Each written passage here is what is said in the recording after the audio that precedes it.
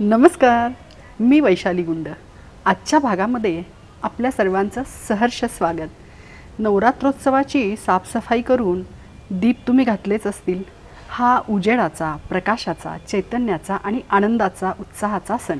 नवरात्रमध्ये सगळ्या गोष्टींची स्वच्छता करत असताना एक गोष्ट मात्र राहून गेली की नाही, डोक्याची सफाई। ते गाणं आहे बघा, गोली मारो भेजे में भेजा शोरे करता है, आठवलं ना? बऱ्याचदा आंतरिक वादळं, मनाचा त्रास, आठवणी, बऱ्याच त्रासदायक अपमानकारक गोष्टी आपण या डोक्यामध्ये ठेवत असतो। ब्रेनमध्ये या सगळ्या गोष्टी साठतात।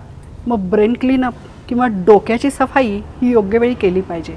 नाहीतर काय होतं, या सगळ्या गोष्टींचा इतका त्रास होतो की तो कंट्रोल होऊ शकत नाही।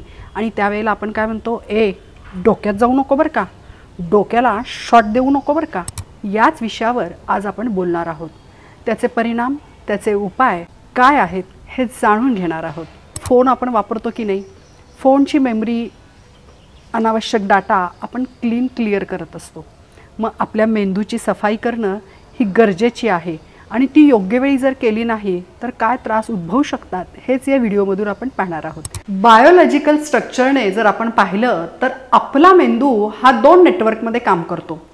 पहिलं आहे एक्झिक्युटिव्ह फंक्शन्स आणि दुसरं आहे ऑटो पायलट किंवा डिफॉल्ट। जेव्हा आपण ऑटो पायलटवर असतो तेव्हा आपली रुटीनची कामं, म्हणजे दररोजचं आपलं ऑफिसचं काम असेल, घरातली आपली नित्याची कामं असतील, मुलांचा अभ्यास, हे जे काही आहे ते डोक्याला ताण न देता, स्ट्रेस न देता ऑटो पायलटवर या सगळ्या गोष्टी घडत असतात।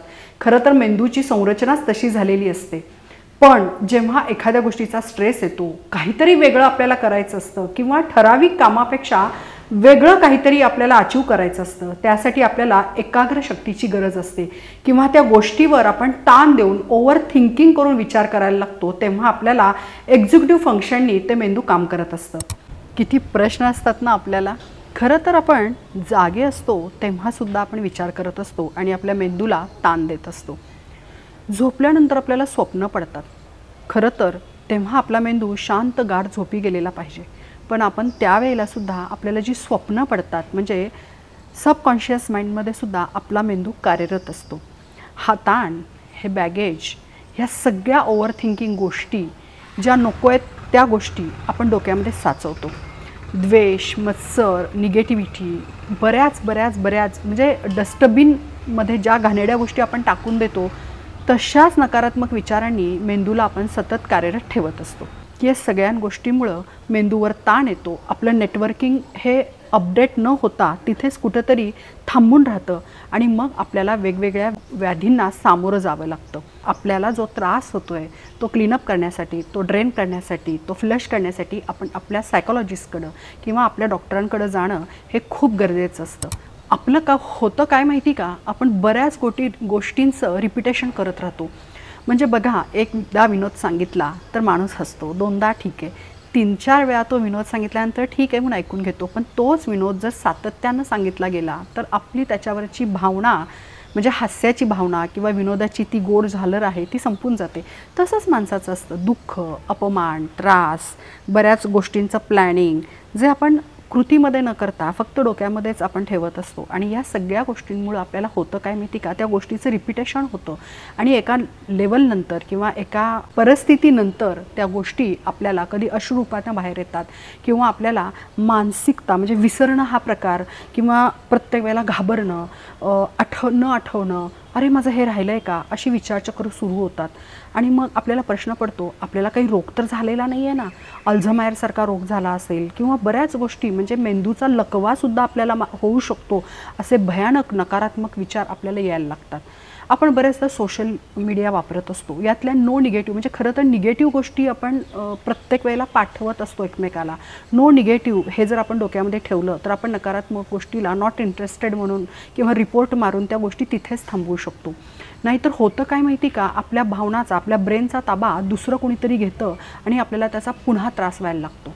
आपण एखाद्या बॅगमधलं ओझं थोडंसं कमी केलं किंवा दररोजच्या रूटीनमधलं काहीतरी ओझं बाजूला काढून ठेवलं तर हलकं वाटायला लागतं की नाही, तसंच आपल्या डोक्याचं ओझं, म्हणजेच मेंदूचं ओझंसुद्धा कमी केल्यानंतर हलकं वाटायला लागेल आपल्याला। शास्त्रीय दृष्टिकोनातून जर चर्चा करायची म्हटलं तर हा खूप मोठा व्हिडिओ होऊ शकतो. म्हणून थोड्याशाच काही गोष्टींना मी हायलाईट केलेलं आहे.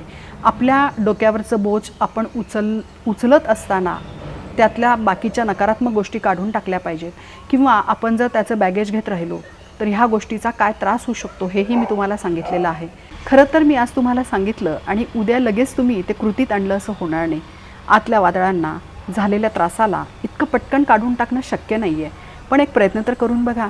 एक चांगली सवय लावून घेण्यासाठी, आपल्या मेंदूचं ओझं कमी करण्यासाठी काही टिप्स तुम्हाला मी देते आहे, म्हणजे उपाय तुम्हाला सांगते आहे. खरं तर पुरेशी झोप खूप महत्त्वाची असते. 8 तासाची झोप घ्या. नक्कीच सकाळी उठल्यानंतर फ्रेश वाटेल. स्वतःला प्रफुल्लित ठेवण्यासाठी दिवसभर योग्य आणि सकस आहार घ्या. नकारात्मक गोष्टींकडं फारसं जाऊ नका. चुकीच्या बातम्या आल्यानंतर त्याची शहानिशा केल्याशिवाय ते मेसेज फॉरवर्ड करू नका. मला वाटतं ह्या सगळ्या गोष्टी पुरेशा आहेत. आणि खरं सांगू, तुम्ही ठरवलं तर खूप काही होऊ शकतं. ठरवायची वेळ आहे. माझा हाच प्रयत्न आहे प्रत्येक व्हिडिओच्या माध्यमातून की तुम्हाला प्रत्येक विषयावर चांगल्या गोष्टींच्या टिप्स द्यायच्या. चला तर मग, हा मेंदूचा बोज कमी करण्यासाठी स्वतःची काळजी घ्या. या नवरात्रोत्सवामध्ये घराची सफाई केली, आजूबाजूच्या वातावरणाची सफाई केली, मनामध्ये एक दीप तुम्ही प्रज्वलित केला आहे, तर हा दीपसुद्धा प्रज्वलित करा. कारण मेंदू हा प्रकाशमान झाल्यानंतरच शरीर चांगल्या पद्धतीने मार्गक्रमण करू शकतं. तर धन्यवाद. हा व्हिडिओ जास्तीत जास्त मैत्रिणींना शेअर करा. आणि दिल का सारी दुनिया का बोझ हम उठाते हैं, तर मला वाटतं आता दुनियाचा बोझ नाही तर आपला बोझ कमी करू आणि सकारात्मक दिशेकडे जाऊया. शारदीय नवरात्रोत्सवाच्या खूप साऱ्या शुभेच्छा. धन्यवाद.